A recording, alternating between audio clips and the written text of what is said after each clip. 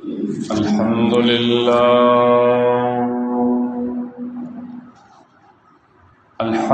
لله رب العالمين، والصلاة والسلام على سيد الأنبياء والمرسلين. أما بعد، فأعوذ بالله من الشيطان الرجيم. بسم الله الرحمن الرحيم. ما كان محمد أبا أحد من رجالكم ولكن رسول الله وخاتم النبيين، وكان الله بكل شيء عليما. وقال قائدنا الأعظم محمد رسول الله صلى الله تعالى عليه وسلم: بادروا بالأعمال فتنا كقطع الليل مظلما، يصبح الرجل مؤمنا ويمسي كافرا، ويمسي مؤمنا ويصبح رجل كافرا، يبيع دينه بعرض من الدنيا. رواه مسلم رحمه الله تعالى عليه، أو كما قال النبي صلى الله عليه وسلم.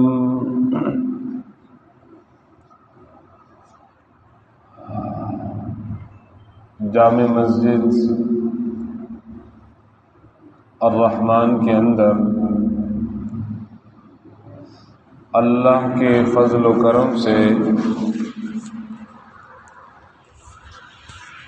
آج 29 اپریل 2024 ہے، اور درس قرآن کے سلسلے میں میں ناچیز اور گناہگار آپ حضرات کے سامنے پہلے درس کے سلسلے میں حاضر ہوں. بڑا مبارک عنوان ہے ختم نبوت کا. قرآن پاک کی سورۃ الاحزاب 22ویں پارے سے میں نے آیت نمبر 40 کی تلاوت کی ہے، اور اس کے ساتھ ساتھ کتاب الایمان مسلم شریف، جو کہ صحاح ستہ احادیث کی کتابوں میں سے ایک کتاب ہے،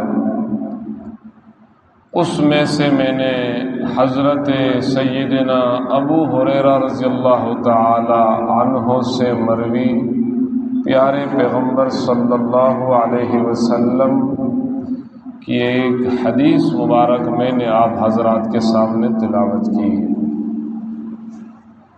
سب سے پہلے اس نئی تعمیر شدہ مسجد کے بارے میں آپ سب حضرات کو مبارکباد پیش کرتا ہوں. کس سلسلے میں مبارکباد؟ میں اگر کہوں کہ آپ لوگ اس حوالے سے یقیناً خوش نصیب بن گئے کہ اللہ پاک نے آپ کو بآسانی اپنا گھر مسجد عطا کیا، اور اس ماحول میں آپ صبح و شام کرتے. آپ سب کہیں الحمدللہ. کس بات پہ الحمدللہ؟ یہ بھی آپ سنیے گا. حدیث میں ہے کہ کل قیامت کے دن دھوپ سے بچنے کے لیے اور سخت گرمی سے بچنے کے لیے کسی قسم کا سایہ نہیں ہے. اس لیے ہر بندہ اپنے گناہوں کے بقدر اپنے پسینوں میں ڈوبا ہوا ہوگا۔ لوگوں کا خیال یہ ہوگا اگر ہم اپنے ہاتھ کو اوپر کر لیتے ہیں، گرمی کی شدت اتنی ہوگی کہیں ہمارا یہ ہاتھ سورج کے ساتھ لگ نہ جائے۔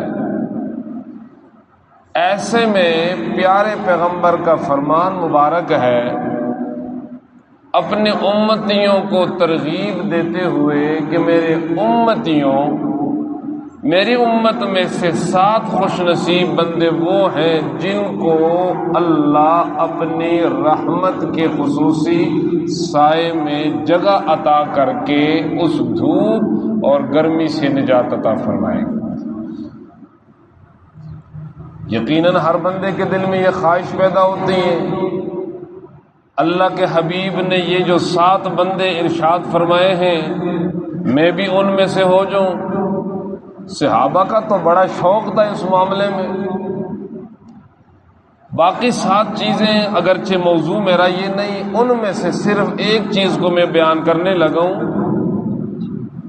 اللہ کے حبیب نے فرمایا کہ جو آدمی صبح و شام مسجد کی طرف آتا جاتا ہو اور مسجد کے ساتھ اس کی دل لگی ہو، کل قیامت کے دن اللہ رب العزت ایسے خوش نصیب بندے کو اپنے عرش کے رحمت کے خصوصی سائے میں جگہ عطا فرما کے اسے دھوپ اور گرمی سے نجات عطا فرمائیں گے۔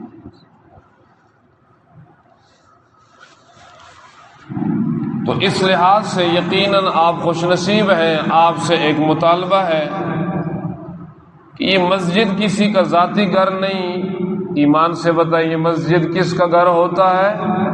قرآن کا بیان ہے وَأَنَّ الْمَسَاجِدَ لِلَّهِ، مساجد تو ساری اللہ کی ہیں۔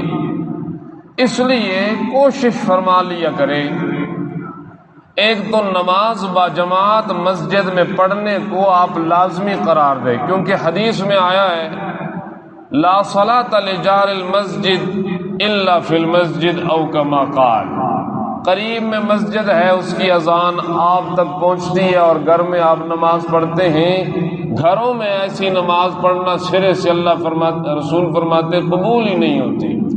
تو کوشش فرمائیں خود بھی مسجد آیا کریں اور اپنے دوست احباب کو بھی مسجد لایا کریں۔ پھر ایسے ماحول میں بیٹھ کے درس قرآن کا ماحول ہوتا ہے، تعلیم اور تعلم کا ماحول ہوتا ہے، اس میں بیٹھیں گے تو یہ کوئی معمولی یا عبث آپ نہیں بیٹھیں کہ آپ کا خیال یہ ہو کہ میں تو کاروباری بندہ ہوں، میرے پاس اتنا وقت کہاں سے آ گیا کہ میں قرآن سننے کے لیے وقت نکالوں۔ ارے میں خوشخبری بتاؤں آپ کو، جس طرح دکان پہ بیٹھ کے 2-4 پیسہ ہم کما لیتے ہیں، جیب بھر لیتے ہیں، خزانہ بھر جاتا ہے، خدا شاہد ہے، رب کی خدائی کا قسم قرآن سامنے ہے، قرآن کے درس کے سامنے بیٹھ کر ہمارا آخرت والا خزانہ بھر رہا ہے۔ اس سے بڑھ کر کائنات میں بڑھ کر کوئی تجارت نہیں ہے۔ اس لیے گارنٹی کے ساتھ میں کہہ سکتا ہوں، ادھر مسجد میں اللہ کے کلام کے سامنے جو وقت آپ صرف کریں گے کوئی پشیمانی نہیں ہوگی، بلکہ یہی وقت کل قیامت کے دن آپ کے خلاصی اور نجات کا ذریعہ بنے گا انشاءاللہ۔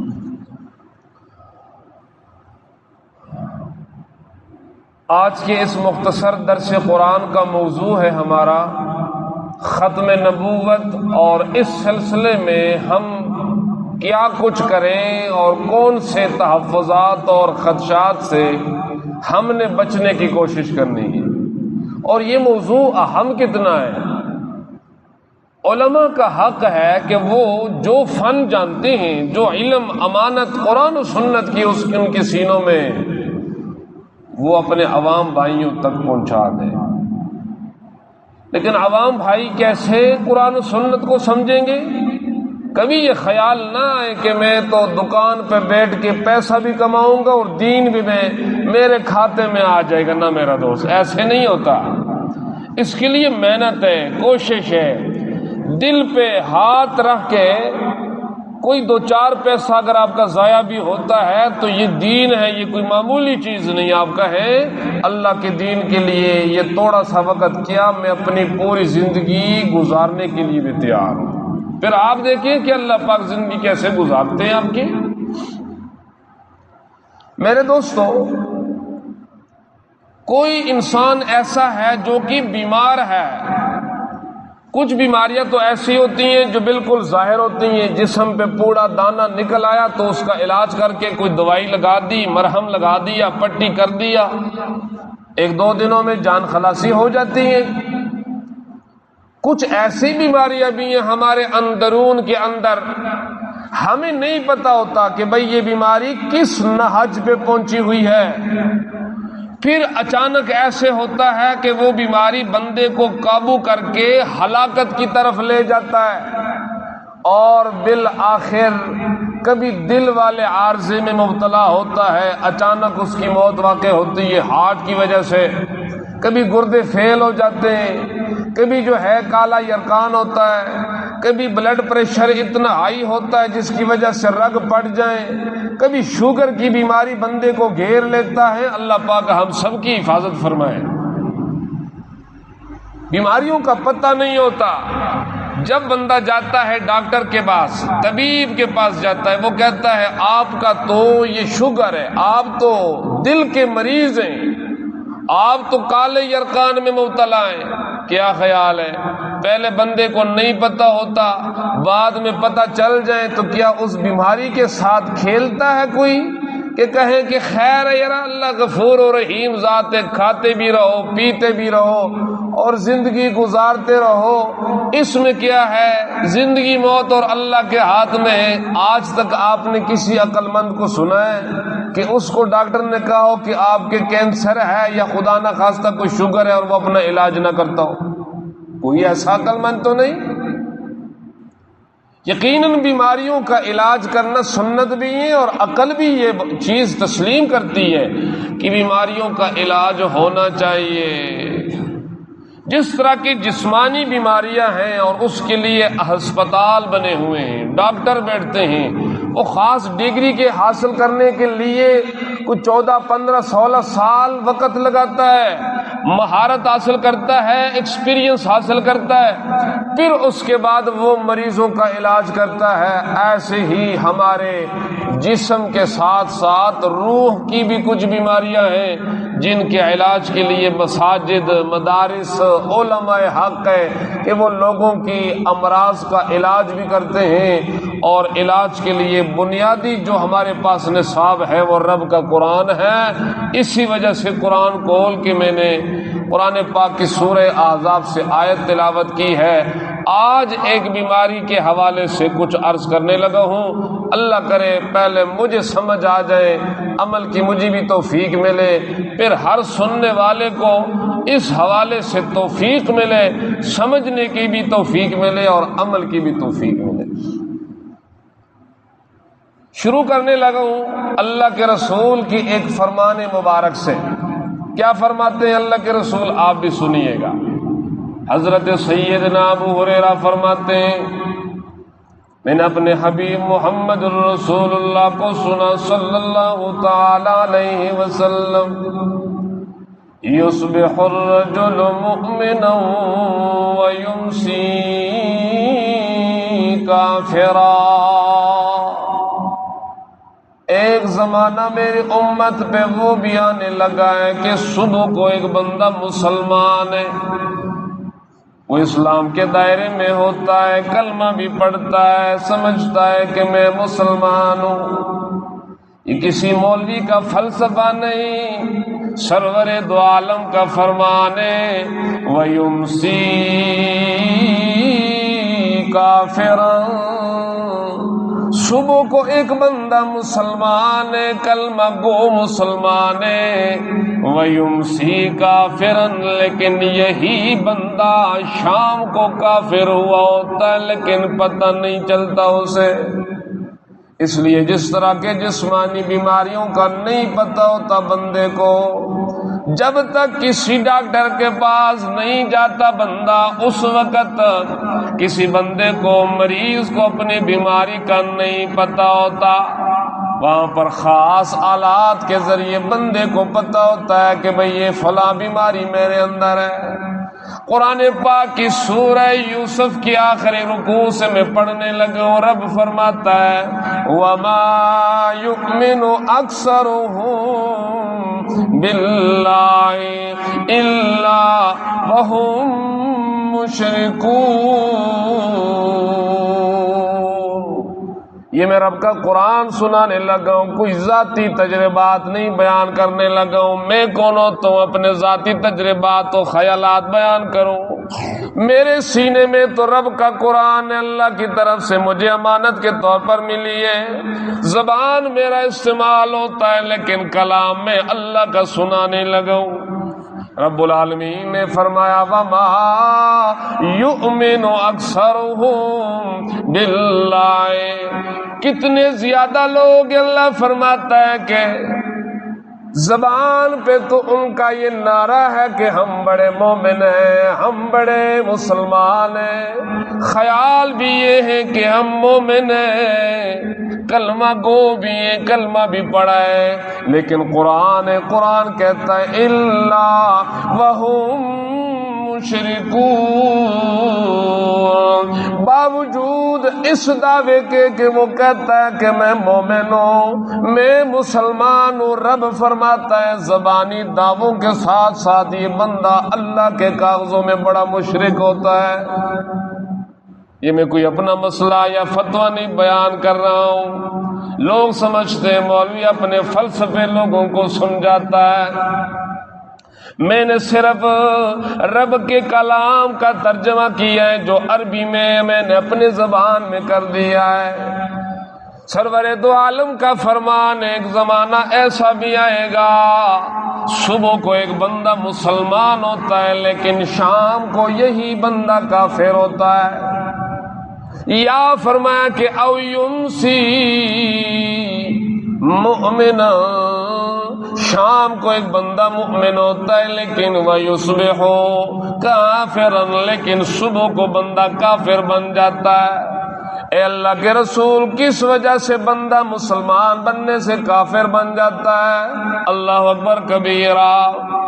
یہ تو رب العالمین نے اپنے کلام میں فرمایا کہ اے کائنات والو، تمہیں پیدا کرنے والا میں اللہ ہوں، خیال کرنا، اللہ رسول سے ایک قدم بھی آگے نہ بڑھنا۔ یہ قرآن پاک کی سورہ حجرات 27ویں پارے سے میں پڑھنے لگا ہوں۔ یا ایھا الذین آمنوا، اے مجھے ماننے والوں، زبانی دعویٰ تو ہے کہ ہم اللہ کو مانتے ہیں، لا تقدموا بین یدی اللہ ورسولہ، خبردار اللہ رسول سے ایک قدم بھی نہ بڑھنا۔ یا اللہ سمجھ نہیں آیا اللہ رسول سے آگے بڑھنے کا کیا مطلب ہے؟ یہ رب العالمین کا کلام ہے، سمجھانے کے لیے اللہ رب العالمین فرماتا ہے جتنے بھی انسان اس کائنات میں ہیں، تمام انسانوں کے لیے میں نے اپنے کلام قرآن مجید کو ہدایت کا ذریعہ بھیجا ہے۔ اللہ اکبر کبیرہ۔ قرآن کو سمجھنا ہوگا، کیسے اللہ رسول سے نہیں بڑھنا۔ میرے اللہ کا فرمان ہے سورۃ النور کے آخر میں رب العالمین فرماتے ہیں، دوسری صورتوں میں بھی یہ مضمون ملتا ہے، وَأَطِيعُوا اللَّهَ وَأَطِيعُوا الرَّسُولَ، خبردار ایمان کے معاملے میں، عمل کے معاملے میں، نظر کے معاملے میں، عقیدے کے معاملے میں تم نے اللہ رسول کی اطاعت کرنی ہے، اللہ جیسے کہتا ہے اسی طرح ماننا ہوگا۔ اے میرے پروردگار کیا فرمان ہے؟ سب سے پہلے تو اللہ نے اپنی خدائی سمجھائی ہی ہوئی ہے اپنی کتاب میں کہ مجھے پہچان لو، میری بات مانو، میں جس طرح کہتا ہوں اس سے آگے ایک لفظ بھی آگے پیچھے نہ ہونا۔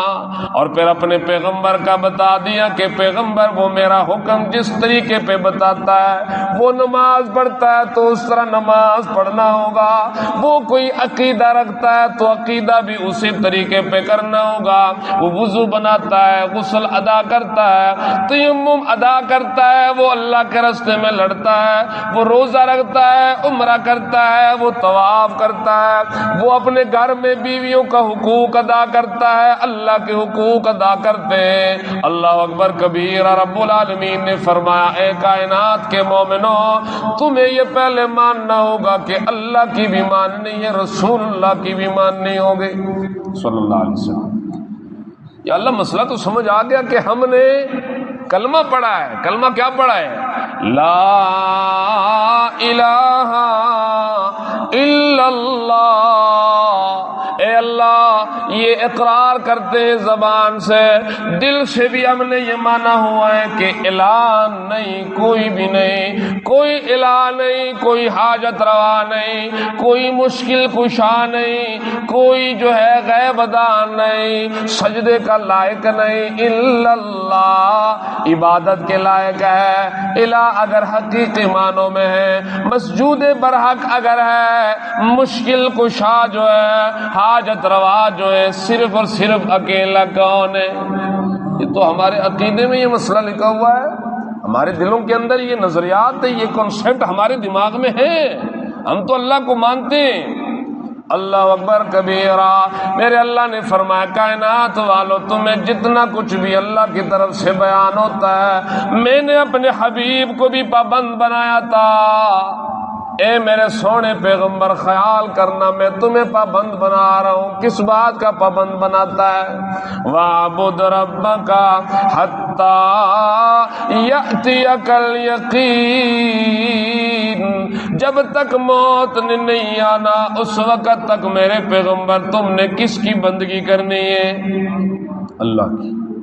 اب اللہ کی بندگی کیا ہے اور ہم اس حوالے سے کن بیماریوں کے شکار ہیں، یہ ہم سیکھیں گے رب کے قرآن سے، یہ ہم سیکھیں گے رب کے کلام سے۔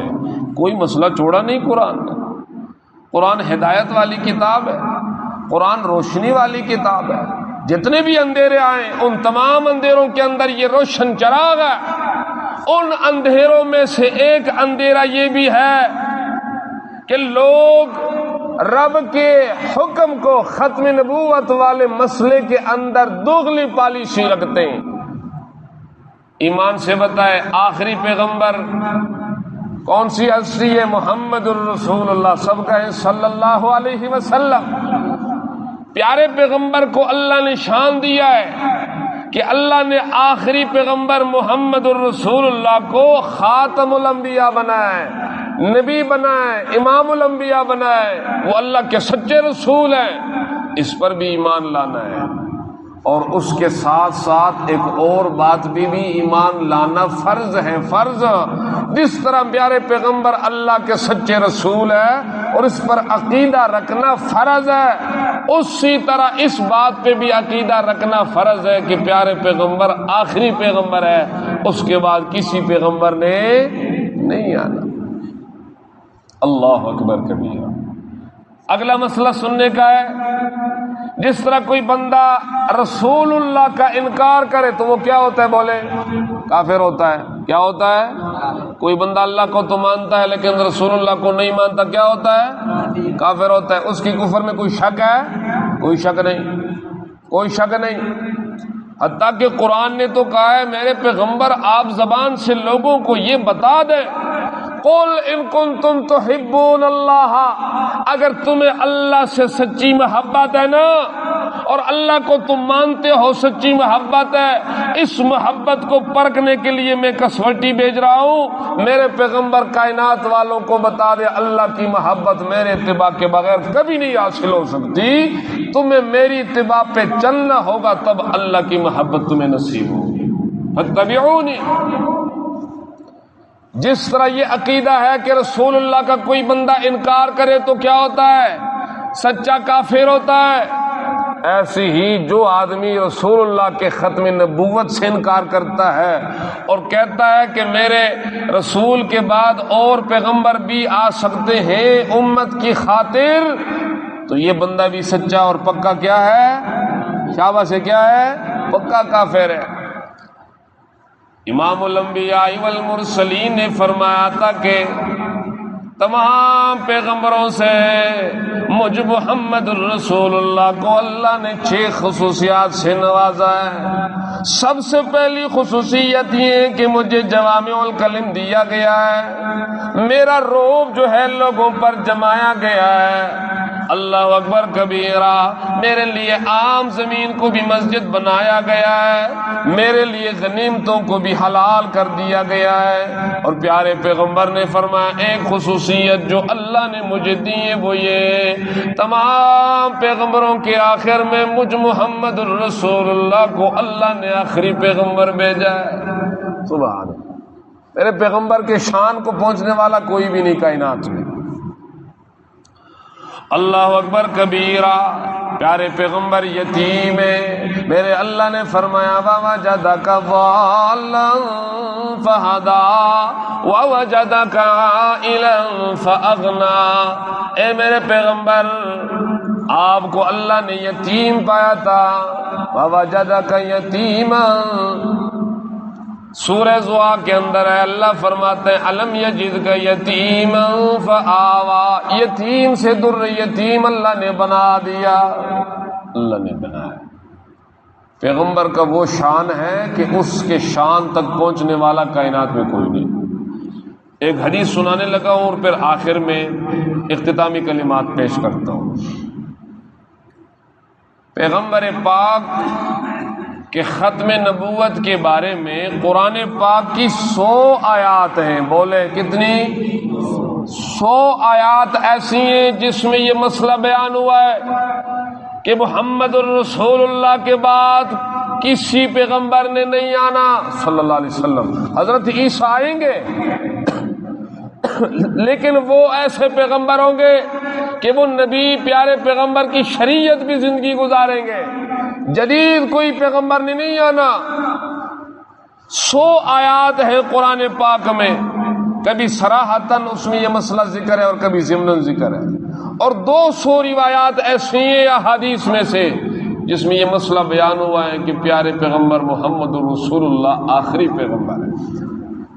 ایک حدیث میں آیا اللہ کے رسول فرماتے ہیں کائنات والے تنگ ہو جائیں گے کل قیامت کے دن، سارے لوگ جائیں گے حضرت آدم کے پاس، انت ابو البشر، اے آدم کل کائنات کے انسانوں کے آپ باپ گزرے، آج ہمارے لیے کوئی سفارش کرے تاکہ حساب و کتاب جلدی شروع ہو جائے۔ حضرت آدم فرمائیں گے صحیح حدیث میں آیا لست لہا، میں آدم اگرچہ تمام کائنات کے انسانوں کا باپ ہوں، ابو البشر ہوں، تمام انسانوں کا باپ ہوں، لیکن آج اللہ رب العالمین جتنا غیظ و غضب میں، اس سے پہلے اللہ نے غضب نہیں لیا، میں آدم اللہ کے در پہ کھڑے ہونے کا میں نہیں اختیار رکھتا ہوں، لست لہا، آپ چلے جائیں سارے لوگ حضرت نوح پیغمبر کے پاس، سارے لوگ حضرت نوح پیغمبر کے پاس آئیں گے، وہ بھی یہی کہیں گے لست لہا، میں بھی یہی اختیار نہیں رکھتا ہوں کہ میں اللہ کے حضور میں کوئی سفارش کروں۔ حضرت ابراہیم کے پاس لوگ آئیں گے، حضرت موسیٰ کے پاس لوگ آئیں گے، ہر پیغمبر اپنے بعد والے پیغمبر کو لوگوں کو منتقل کریں گے۔ حدیث میں آیا امام الانبیاء نے فرمایا آخر میں حضرت عیسیٰ کے پاس لوگ آئیں گے، آپ اللہ کے روح ہیں، آپ اللہ کے حضور میں سفارش کریں کہ ہمارے ساتھ حساب و کتاب شروع ہو جائے، خلقت بڑی تنگ ہے۔ حضرت عیسیٰ بھی وہی جملہ دہرائیں گے جو تمام پیغمبروں نے دہرایا تھا، لست لہا، ہم یہ اختیار نہیں رکھتے کہ اللہ کے در میں کھڑے ہو کر سفارش کریں، آپ چلے جائیں آخری پیغمبر محمد الرسول اللہ کی طرف صلی اللہ علیہ وسلم۔ امام الانبیاء فرمائیں گے ساری خلقت میرے پاس آئیں گے، وہ مجھے کہیں گے انتا حبیب اللہ، آپ اللہ کے حبیب تھے، اللہ کے حضور میں سفارش کریں کہ آج ہمارے ساتھ حساب و کتاب شروع ہو جائے، خلقت بڑی تنگ ہے۔ امام الانبیاء فرماتے صحیح حدیث میں اللہ کے رسول نے فرمایا میں سارے لوگوں کو کہوں گا آج کے دن اگر اللہ کے حضور میں کوئی سفارش کے قابل ہے وہ آخری پیغمبر محمد الرسول اللہ صلی اللہ علیہ وسلم۔ میں کہوں گا انا لہا، میں ہوں نا، میں محمد شافی ہوں، میں شفاعت کرنے والا ہوں، میں سجدے میں گروں گا، حدیث میں آیا۔ اور پھر اللہ فرمائیں گے ارفع راسک یا محمد، سونے پیغمبر اب سر اٹھائیے گا، آپ کا کام ہے مانگنا، سل مجھ سے مانگتے رہو تو عطا، آپ کو دیا جائے گا، اشفا سفارش کرتے جاؤ تو شفا، محمد کی سفارش کو میں اللہ قبول کرتے جاؤں۔ سبحان حدیث میں ہے رسول اللہ تک یہ بات چلی گئی، پیارے پیغمبر کے بعد کسی اور پیغمبر کا وجود ہوتا تو یقیناً اس کے بارے میں یہ بات آتی کہ پہ محمد فرماتے صلی اللہ علیہ وسلم کہ اس تک یہ بات لے جائیں، پتہ چلا کہ پیارے پیغمبر کے بعد کسی پیغمبر نے نہیں آنا۔ قرآن پاک کی اس آیت میں رب العالمین فرماتے ہیں جو میں نے تلاوت کی، الہ العالمین فرماتے ہیں یہی مسئلہ بیان کرتے ہیں ما کان محمد ابا احد من رجالکم، محمد الرسول اللہ تم میں سے کسی بھی مردوں کا باپ نہیں۔ صحابہ جو تھے اللہ کے رسول کا ایک منہ بولا بیٹا حضرت زید اس کا نام تھا، اس کے بارے میں کہتے تھے زید ابن محمد، حالانکہ حقیقی بات پیارے پیغمبر نہیں تھے۔ اللہ نے فرمایا کہ تم زید کو اپنے باپ اور حقیقی باپ کے نام سے پکارا کرو، اس لیے کہ محمد الرسول اللہ تم میں سے کسی بھی مرد کا باپ نہیں ہے۔ پیارے پیغمبر کی جتنی نرینہ اولاد تھی وہ زندگی میں ہی فوت ہوئی تھی، اور اولاد خزینہ جیسے کہتے ہیں عورتوں کے باپ تھے۔ ساتھ میں اللہ رب العالمین نے یہ مسئلہ بیان کر دیا وَلَٰكِن رَّسُولَ اللَّهِ، یہ محمد اللہ کے رسول ہیں۔ ایمان سے بتائیں محمد کیا ہے؟ اللہ کے سچے رسول ہے، قرآن سے ثابت ہے، قرآن کہتا ہے محمد اللہ کا رسول ہے صلی اللہ علیہ وسلم۔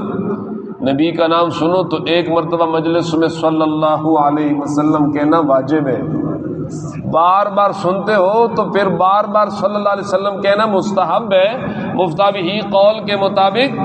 ساتھ میں اللہ نے فرمایا اللہ کا رسول بھی ہے وخاتم النبیین، اور تمام پیغمبروں کے آخر میں آئے ہیں، مطلب یہ کہ پیارے پیغمبر کے بعد کسی نبی نے نہیں آنا۔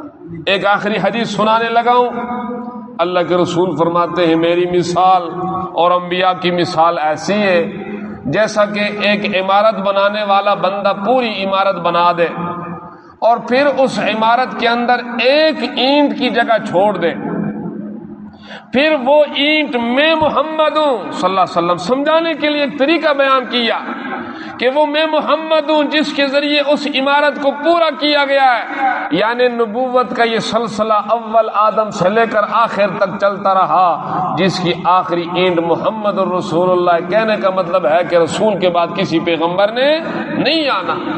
قادیانی جو کہ ملعون ہے وہ دعویٰ رکھتا ہے کہ محمد الرسول اللہ کے بعد بھی پیغمبر آیا ہے، نعوذ باللہ۔ پیارے پیغمبر نے فرمایا تھا کہ میرے بعد 30 ایسے دجال آئیں گے جو کہ دعویٰ رکھنے والے ہوں گے کہ ہم اللہ کے رسول ہیں، وہ جھوٹے ہوں گے۔ ان میں سے ایک جھوٹا پیغمبر جس نے دعویٰ کیا تھا، مرزا غلام احمد قادیانی کے نام سے بھی ہے، جس نے اپنے لیے نبوت کا دعویٰ کیا ہے کہ میں بھی اللہ کی طرف سے پیغمبر ہوں۔ قرآن پاک اور سنت کی یہ جو احادیث ہم نے سنی ہے، اس کی روح سے ہم نے آج یہ مسئلہ سیکھ لیا کہ کوئی بھی ہو رسول اللہ کے بعد پیغمبر نہیں ہو سکتا، چاہے قادیانی ہو، چاہے اور کوئی کذاب اور دجال ہو۔ اس لیے ایسے لوگوں کے فتنوں سے اپنے آپ کو بچانا ہوگا۔ خدا نہ خواستہ اگر کسی آدمی کے عقائد میں یہ بات داخل ہو گئی ہے تو ایمان کیا اس کا، جس طرح کہ میں نے ابتدا میں یہ بات کی، رسول اللہ نے فرمایا صبح کو بندہ مسلمان، رات کو کافر ہوتا ہے۔ حتیٰ کہ علماء نے تو یہ بھی لکھا ہے کوئی قادیانی ڈاکٹر ہے یا کوئی قادیانی دکاندار ہے، اس سے خریداری اور علاج معالجہ کرنا بھی حرام ہے، ناجائز ہے۔ چیز ہے کہ وہ اندرونی محنت کرے اور وہ لوگوں کے اندر اس مسئلے کو سبوتاج کرے۔